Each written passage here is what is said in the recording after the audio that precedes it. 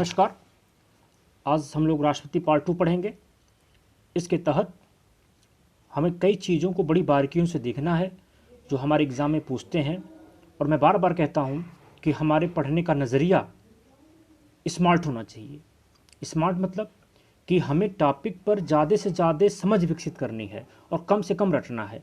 यदि हम टॉपिक पर ज़्यादा से ज़्यादा समझ विकसित कर लेंगे तो हमारे रटने का जो सिलसिला है वो केवल 10% होगा।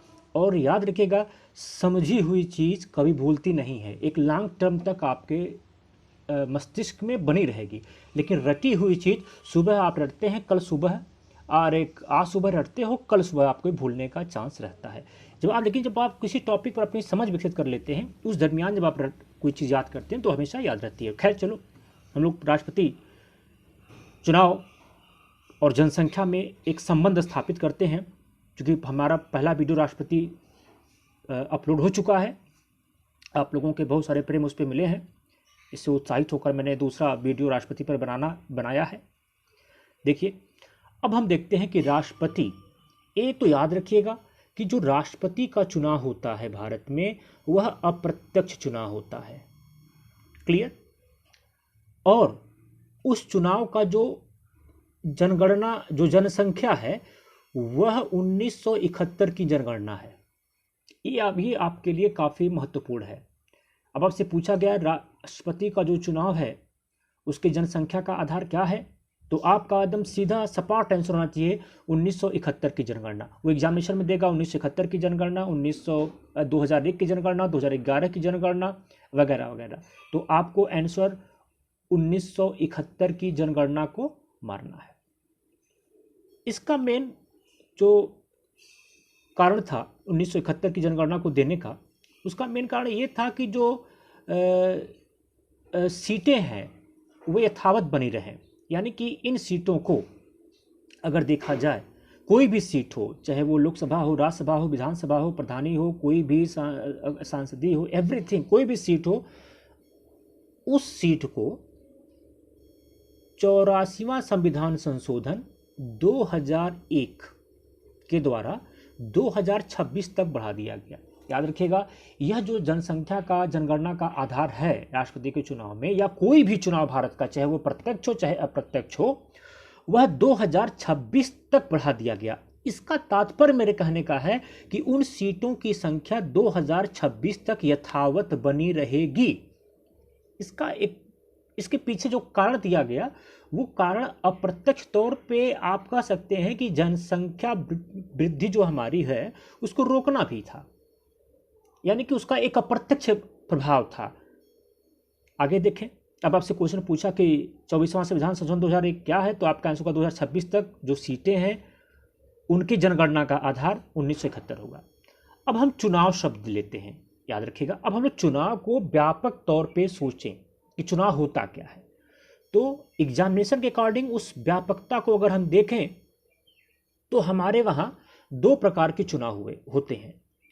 एक प्रत्यक्ष चुनाव होता है, एक अप्रत्यक्ष चुनाव होता है।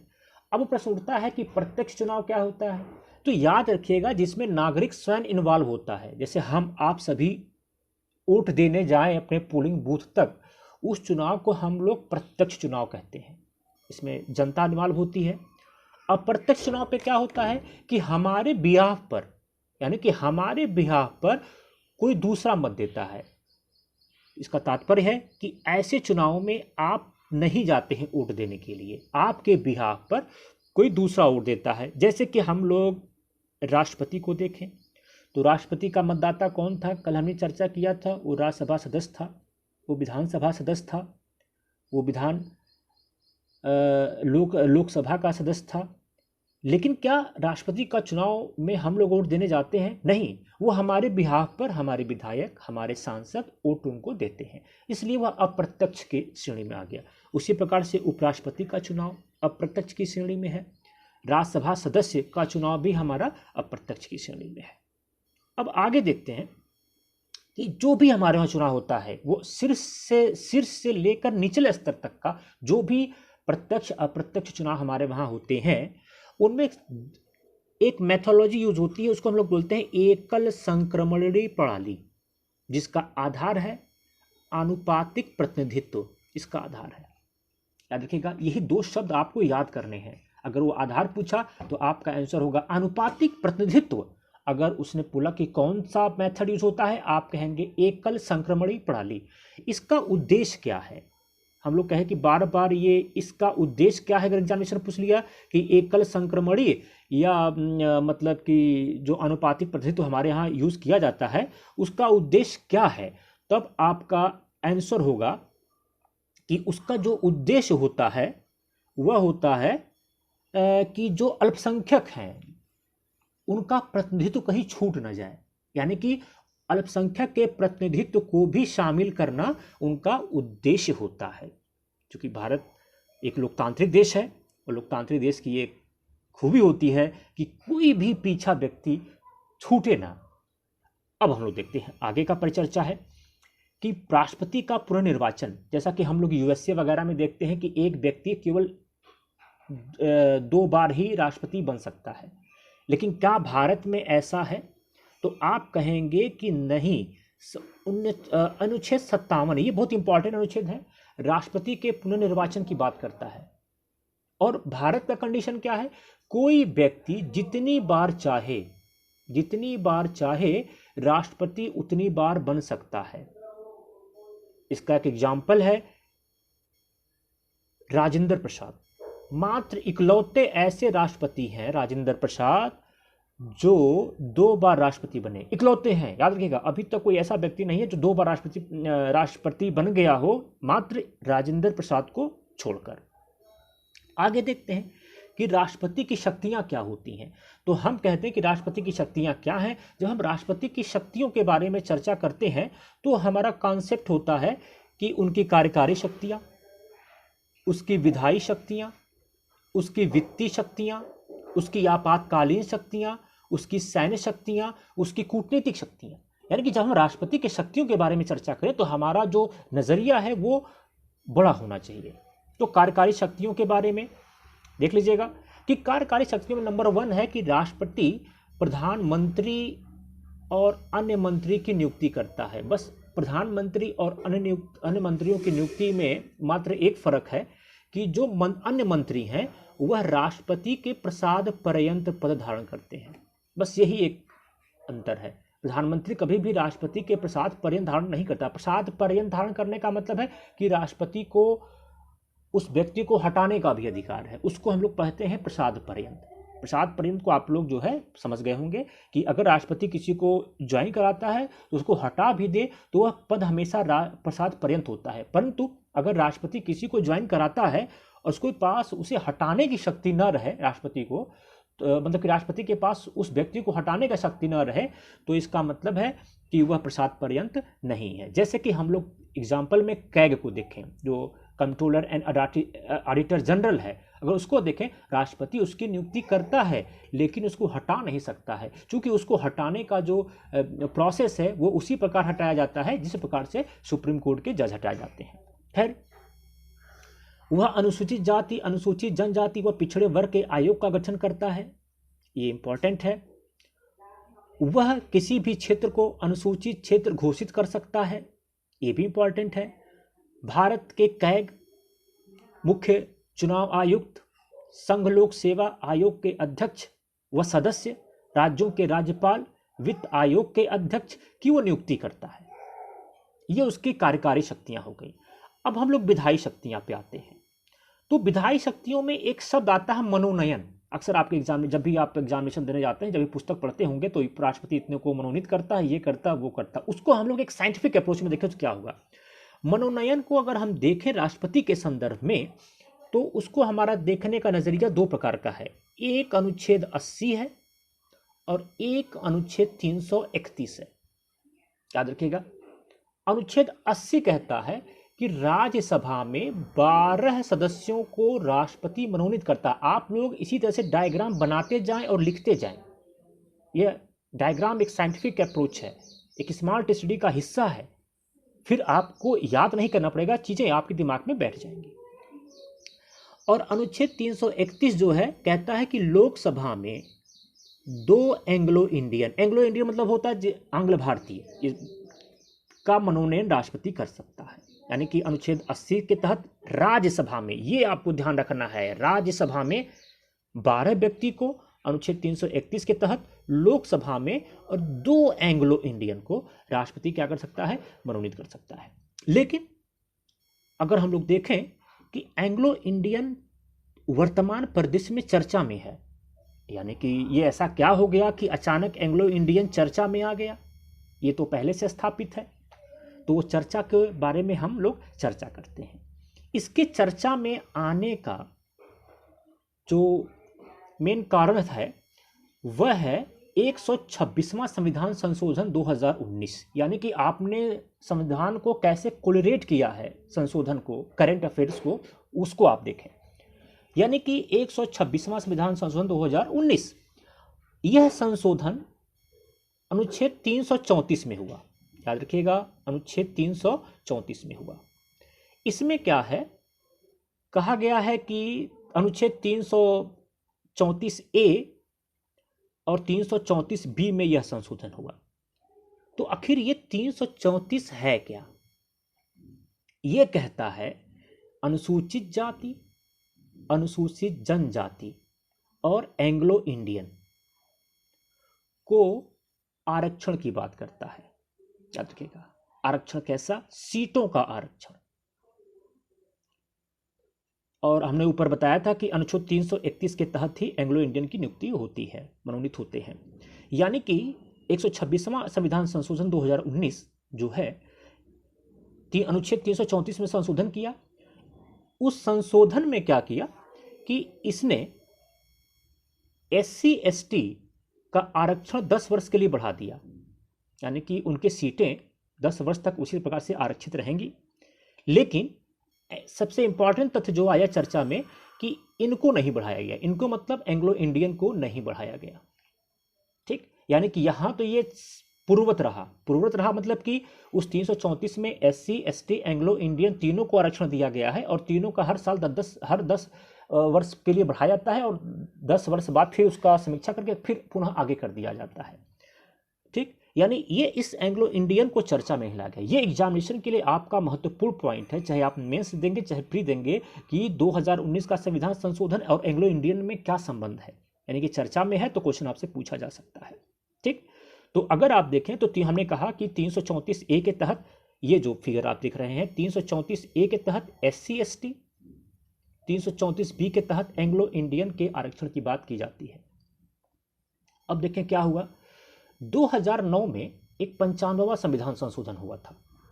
यानी कि इसी लगे हम लोग इसी तरह एग्जामिनेशन में संविधान संशोधन पूछे जाते हैं और हम समझ नहीं पाते हैं कहाँ से पूछ लिए गए। फिर हम सोचते हैं कि अरे इतना कैसे याद करेंगे। नहीं, जो चर्चा में संविधान संशोधन होता है या उससे कोरिलेटेड कोई संविधान संशोधन होता है उसको हमेशा एग्जामिनेशन में आपके पूछा ही जाता है। 2009 में एक संविधान संशोधन हुआ था, 95वां संविधान संशोधन। उसके द्वारा इस आरक्षण को, जो एंग्लो इंडियन SC ST का आरक्षण का आज था, उसको 2020 तक बढ़ा दिया गया। और ये 2020 का जो समय था वो खत्म हो रहा था। उसको दृष्टिगत रखते हुए 126वां संविधान संशोधन आया और अब कहा गया ये जो आरक्षण है ये 25 जनवरी 2030 तक, यानी कि 2030 तक, याद रखिएगा 2030 तक इसको यथावत कर दिया गया। ये 2030 ऐसे है, 2030 तक इसको बढ़ा दिया गया। याद रखिएगा 2030 तक बढ़ा दिया गया और 25 जनवरी 2030। आपको यही याद रखना है कि 126वां संविधान संशोधन मतलब कि कब तक लागू रहेगा, तो आप कहेंगे 25 जनवरी 2030। ये आपका आंसर होगा। और फिर अब हम लोग आगे चलते हैं। संयुक्त एक हमारा होता है, एक राष्ट्रपति के पास विधायी शक्ति होती है संयुक्त अधिवेशन की। संयुक्त अधिवेशन मतलब होता है कि लोकसभा राज्यसभा को मिला के संयुक्त करके कंबाइंड अधिवेशन करना। और कंबाइंड अधिवेशन करने के लिए कई कारण होते हैं, उन कारणों पे चर्चा हम लोग आगे वाली वीडियो में करेंगे। लेकिन मोटी मोटा आज तौर पे जान लीजिए कि जब दोनों सदनों में गतिरोध उत्पन्न हो जाए या राष्ट्रपति को ऐसा लग जाए तो फिर वो संयुक्त अधिवेशन बुला सकता है। इसमें एक बहुचर्चित अनुच्छेद है, मेरे बताने का जो तरीका है कुछ इस प्रकार से है। बहुचर्चित अनुच्छेद 108 है। यह हमेशा इसी बात को कहता है कि राष्ट्रपति इसको कॉल करता है, बुलाता है। कॉल करता है मतलब बुलाता है, कॉलिंग देता है संयुक्त अधिवेशन को। लेकिन कभी कभार एग्जामिनेशन में ये जो वर्ड आप देख रहे हैं आहुति, ये आहुति आहूत वाला वर्ड हो जाता है। तो आहूत, चूंकि हम लोग व्यवहारिक जीवन में आहूत और आहुति में अंतर स्थापित नहीं कर पाते हैं। आहुति मतलब हम लोग पूजा पाठ से जोड़ लेते हैं कि जहाँ जिस दिन आहुति होती है उस दिन पूजा समाप्त, लेकिन नहीं, यहाँ आहुति नहीं है, आहूत है। आहूत मतलब कॉल करना। तो इट इज क्लियर कि अनुच्छेद 108 के तहत जो राष्ट्रपति कॉल करता है संयुक्त अधिवेशन को। और जो संयुक्त अधिवेशन का यहाँ जो आप फिगर देख रहे होंगे, मैं दिखाना चाहूँगा, यहाँ जो फिगर देख रहे होंगे आप, ये दिखा रहा है कि नियम 118(3) के तहत संयुक्त बैठक कैसे होगा उसकी चर्चा की जाती है। यानी 108 के तहत वो कॉलिंग किया जाता है, 118 के तहत 3 के तहत उसके नियम पर नियम पे चर्चा की गई है, विनियम पर। और दूसरा महत्वपूर्ण थ्योरी क्या है कि इसकी अध्यक्षता है वो लोकसभा अध्यक्ष करेगा। लेकिन याद रखिएगा, अनुच्छेद 108 के तहत नहीं लोकसभा अध्यक्ष करेगा, इसकी बारीकी आपको समझना ही पड़ेगा कि अगर पूछ दिया कि क्या लोकसभा अध्यक्ष अनुच्छेद 108 के तहत अध्यक्षता करता है, तो आपका आंसर होगा बिल्कुल नहीं, गलत है। ये जो अध्यक्षता करता है वो अनुच्छेद 118, ये लाइन जो दिख रहा है 18 क्लास 4(5) के तहत करता है। याद रखिएगा, जो अध्यक्षता करता है, ये बहुत इंपॉर्टेंट प्रश्न है। आप हर पुस्तक में हमेशा 108 ही देखेंगे, लेकिन उसमें कभी कहीं नहीं लिखा होगा कि उसी के तहत वो अध्यक्षता करता, बस केवल एक लाइन लिख जाती है, हाँ ये इसके तहत अध्यक्षता करता है। लेकिन चूंकि मुझे याद है कि एक बार प्रश्न पूछा गया था कि क्या नाम है, लोकसभा अध्यक्ष निर्णायक मत कब देता है, तो निर्णायक मत हमेशा आदमी पढ़ा, लेकिन वो अनुच्छेद नहीं पढ़ा। इस नाते लोग वो क्वेश्चन नहीं कर पाए अधिकतर लोग, इसलिए चूंकि उन लोगों ने अपने उस टॉपिक पर समझ विकसित नहीं किया था। उसी प्रकार से 108 के तहत वो कॉलिंग करता है, लेकिन अनुच्छेद 118(4)(5) के तहत उसकी अध्यक्षता लोकसभा अध्यक्ष करता है। याद रखिएगा, राष्ट्रपति ने सभाओं के संयुक्त बैठक संबंधी प्रक्रिया के विनियमन, यानी कि ये कह रहा है विनियमन हेतु अनुच्छेद 118(3) अनुच्छेद 118(3) के तहत नियम बनाए हैं। ठीक, 118 नियम बनाए हैं, 104(5) के तहत वो अध्यक्षता कर ले जाता है। अब आते हैं राष्ट्रपति और विधेयक में क्या संबंध है। तो देखें, कोई विधेयक तभी कानून बनता है जब राष्ट्रपति उस पर अपना हस्ताक्षर कर दे। अगर राष्ट्रपति ने हस्ताक्षर नहीं किया है तो वह कानून नहीं बन सकता है।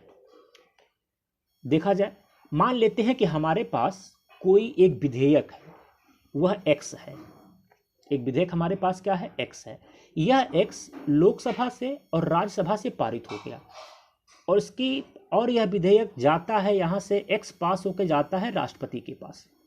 ठीक, अब राष्ट्रपति क्या कर सकता है, राष्ट्रपति के पास क्या अवसर है, तो हम देखेंगे राष्ट्रपति क्या कर सकता है। राष्ट्रपति की स्थिति क्या है, इस विधेयक अगर आता है तो राष्ट्रपति की स्थिति है कि वह स्वीकृति दे दे, विधेयक को सुरक्षित रख ले, या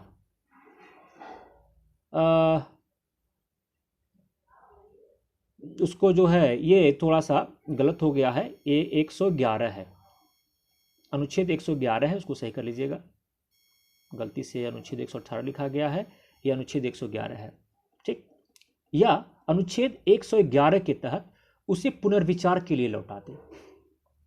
यानी कि इसको मैं यहाँ लिख दे रहा हूँ, आप लोग समझ लेंगे ये गलत है, और ये है 111। ठीक, 111 है ये अनुच्छेद। ओके, तो अनुच्छेद 111 के तहत यानी कि यह लागू नहीं होगा धन विधेयक और संविधान संशोधन विधेयक पर। यानी अनुच्छेद 111 जो है धन विधेयक और ये संविधान संशोधन विधेयक पर लागू नहीं होगा। ठीक, ये अनुच्छेद 111 है, गलती से 118 लिखा गया, इसको आप लोग ध्यान में रखिएगा। दूसरा कि यानी कि राष्ट्रपति के पास कोई एक्स विधेयक गया तो उसके पास सिर्फ 3 ऑप्शन बनते हैं, या तो वो स्वीकृति दे दे, या तो वो वीटो लगा दे। जब सुरक्षित रखने की बात कही जाती है तो इसका मतलब होता है कि हम वीटो की बात करते हैं। ओके, और या तो अनुच्छेद 111 के तहत उसे जो है वापस कर दे, पुनर्विचार के लिए वापस कर दे, लेकिन यह धन विधेयक और संविधान संशोधन विधेयक पर लागू नहीं होगा। अनुच्छेद 111 के तहत जब राष्ट्रपति, यहाँ देखिए स्पष्ट लिखा है, वहाँ चूंकि लिखने में थोड़ा मिस्टेक हो गया था, अनुच्छेद 111 के तहत जब राष्ट्रपति कोई एक्स विधेयक को सदन में भेजता है तो क्या कंडीशन होनी चाहिए कि वह विधेयक धन विधेयक या संविधान संशोधन विधेयक नहीं होना चाहिए। ठीक, क्लियर। सदन का क्या पावर है? सदन राष्ट्रपति के विचार पर विधेयक पर संशोधन करे यह जरूरी नहीं है, यानी सदन का अपना विवेक है, वह संशोधित करे या न संशोधित करे या ठीक वैसे ही वापस भेज दे जैसा वो पहले भेजा था। अब मान लीजिए कि उसने जो है सदन ने, यानी कि सदन ने यदि पुनः उस विधेयक को संशोधित रूप या असंशोधित रूप में राष्ट्रपति को भेजा है तो राष्ट्रपति का उस समय अनुमति देने के लिए बाध्य हो जाएगा। यानी कि पुनर्विचार का जो कॉन्सेप्ट राष्ट्रपति के पास है वो वन टाइम है। अगर सेकेंड टाइम सदन उसे संशोधित रूप में या असंशोधित रूप में ठीक वही विधेयक वापस कर दे राष्ट्रपति को, तो उस समय राष्ट्रपति को मतलब कि विधेयक को अनुमति देने के लिए राष्ट्रपति बाध्य हो जाएगा। ये सर्वाधिक इंपॉर्टेंट, ऐसे क्वेश्चन स्टेटमेंट में आते हैं। और आज ये वीडियो यहीं पर, कल हम लोग नए वीडियो राष्ट्रपति पार्ट 3 के साथ आएंगे और उम्मीद करते हैं कि आप लोगों को ये वीडियो समझ में आया होगा। तो आप लोग जो अपना प्यार दीजिएगा, इसको शेयर करिएगा, ज़्यादा से ज़्यादा लोगों को इसको सब्सक्राइब करवाइएगा। हमारा निःशुल्क शिक्षा अभियान है ये आप लोगों के लिए। धन्यवाद।